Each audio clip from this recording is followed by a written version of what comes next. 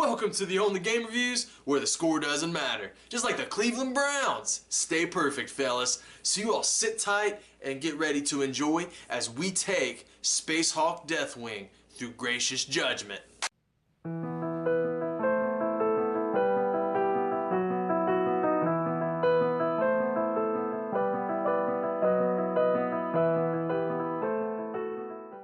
Space Hulk Deathwing is a first-person shooter set in the universe of Warhammer 40,000.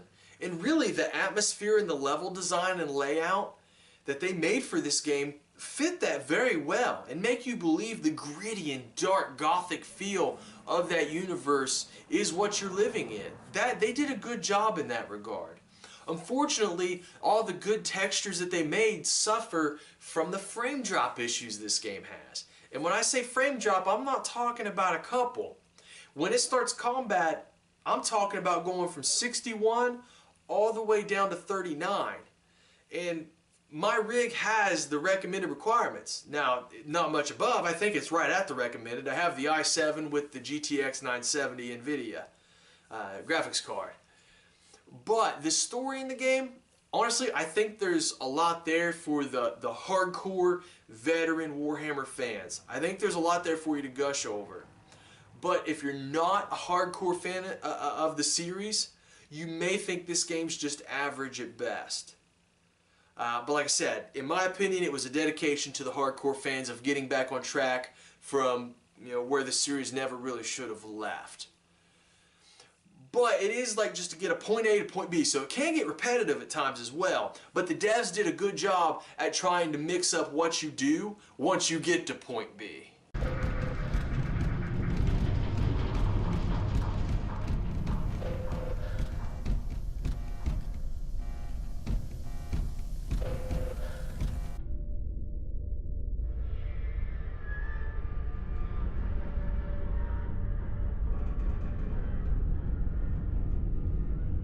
So, like I said, the story, just, you go to this ship, you find out something, and the race is on from there on out. But combat in this game is actually very slow paced. It's almost like you have lead in your britches. Which, yeah, you kind of do. So, makes sense. But yeah, it's very slow paced. The gunplay itself, I didn't have any issues with. I felt like accuracy was okay, or at least when it wasn't, it showed on the gun. Like, the lever showed the accuracy was terrible, so it made sense. And it was kind of cool that reliability was a factor in the gun as well. Where your gun could just, with poor reliability, jam at any given moment, which gave you a sense of urgency of, holy crap, man, I am screwed. But the melee combat is where I actually had an issue. It felt like it just didn't have weight behind the swings at all. And even when you hit something, blood splatters everywhere, which is normally a good thing, right? But not here, because it completely takes away your vision for a second. Which is enough because these stupid aliens are moving so fast while you're moving so slow. You need that second because they're going to swarm the crap out of you if they get the chance. So when you lose sight of them even for a second, that could be a major disadvantage. Now maybe that was their plan, to try to make the game harder for you, but to me I actually found it quite annoying. But it don't matter what I think, it matters what you think. So if you think you'd be okay with that, hey, that's up to you. But I found it quite annoying. Now there were 6 melee weapons and 9 ranged weapons. But one of the cool things I liked is during the single player playthrough, you have 2 companions with you, and you actually get to order them around to complete certain tasks or follow, defend certain locations, heal you even. You can order them both separately or at the same time.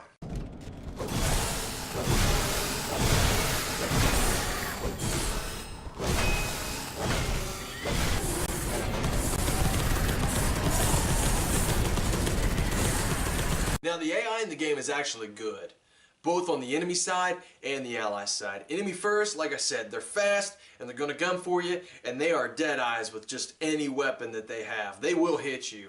Now your allies are good as well, except it can be frustrating when they want to go Rambo in these tight corridors and sit up in front of you no matter where you stand. They just keep wanting to go ahead, and go ahead of you. So then, because the corridors are so narrow, you can't really shoot anything because you're such a wide being, let's go with that you can't shoot around them. So there it kind of gets frustrating, but still, the AI is good. And I actually thought the voice acting was good. I've seen others post that they don't really think that, but I do think for me it is a little biased, because one of the voice actors reminds me of Keith David, who voiced Goliath in the Gargoyles cartoon when I was a kid, and I absolutely love his voice in cartoons. To me, it's one of the most manly voices that you can have. Such a commanding tone. And one of the characters had it, and really the other one was good as well. It almost sounded just like him as well. It might have been. But I thought it was good. Now, there wasn't a lot of talking. It's mostly shooting and killing. But really, when there was talking, it felt like a conversation that two Marines would actually have. I have dubbed this drifting lair of abominations Olethros.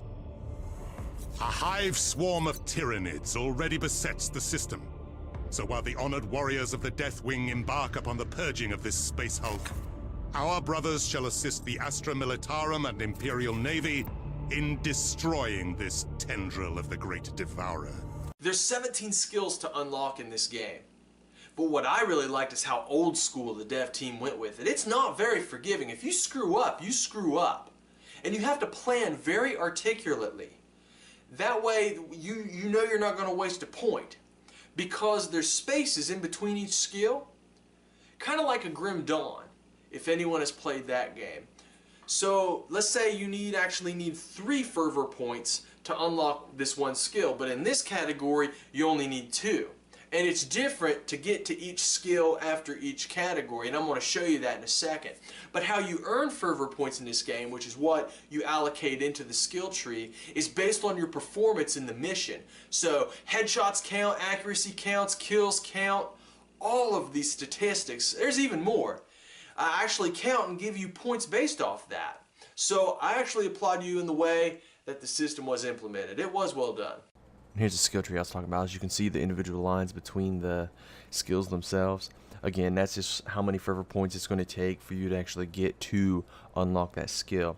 But the command tree here is just for perks with your allies, just helping them take less damage, things like that.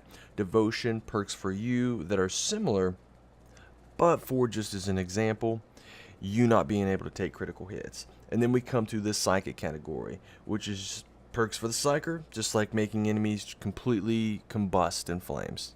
And yes, I cannot forget multiplayer. I love multiplayer in games. This one did not seem to have a competitive mode, but it does have co-op, and you can co-op the whole game with random people or friends. You just gotta find an empty server to play on. Now, I did have some server issues. Maybe it was the people that was hosting the server and their internet just wasn't very good, so when I did try to join, I just kept getting disconnected because I was trying to join with when there was only 1 or 2 people in the game. And when I tried, it would wait a couple seconds, disconnect me from the server. Now, one thing in the multiplayer, the load times are horrendous. They are not good at all. They take a long time, a lot longer than the single player game, which I thought even in the single player game, the load times were actually quite high. But in the multiplayer, it's worse. But once you actually get into a game, and the server is stable, it is fun. But my only complaint is that there is no text chat box once you're actually in that game mode. When you're in the lobby, you can chat back and forth to each other, but once you're actually in game, slaying some people, there's no way to really communicate besides little emotes like heal me, which actually put me in a crappy situation. I decided to play the healer in my co-op playthrough, and my heal was on cooldown and my buddy was about to die. But I didn't know how the crap I was supposed to tell him, hey, I can't heal you, as he's throwing out 20 emotes saying, dude, heal me, heal me, heal me. And it's like, well, I don't know how to tell him that I can't, because my heal's on cooldown. I didn't know what to do, and that got kind of frustrating. Like, I was typing enter, just slamming all kinds of keys on the keyboard, thinking surely one of these will open up a keypad. No, not at all. So to me, that was one of the main frustrating things about the multiplayer, because really, I mean, in any multiplayer, communication is key. And as you can see, you can play with 3 other people in the multiplayer there. One's just going to be the main character from the actual story, and then the other 3 will be the henchmen that are just your squad mates in the single player campaign. But what was frustrating about this, like I had said before, this guy's sitting there calling out emote after emote. You know, he needs apocryphy, and there was nothing I could do. It was on cooldown. It was extremely irritating. But other than that, the multiplayer was a lot of fun. I mean, to me, anything with friends. And see, he's calling it out again. And yeah, mine finally just now came up. But there was no way for me to let him know that. Now, I am recording this video on December 15th, the day after the release of Space Hulk Deathwing. Now, it will not be released till later, because what I am trying to do is put together a backlog of YouTube videos. That way I have content to put out with you when I'm going to be away for a few weeks. Because with family, Christmas, work, it's all ties together, and I don't have time, as much time for everything that I wish I did. So I'm trying to just make it to where you guys don't have a drought in content from me and you think I quit, because that's not true. I have a passion for this and I enjoy it very much. I'm an opinionated person. I can't really help it. But, like I said, at the time of me recording this, it's out on PC yesterday, so that would be December 14th. Console, it's not out yet. But it will be supposedly in 2017. So if you do have any questions about the game, feel free to post in the comments below. More than happy to answer your questions. And if you'd like to know the next time I upload a video, feel free to hit that subscribe button. That way you'll get a notification in your email. And until next time, you take care, have a good week, and always remember, game with grace.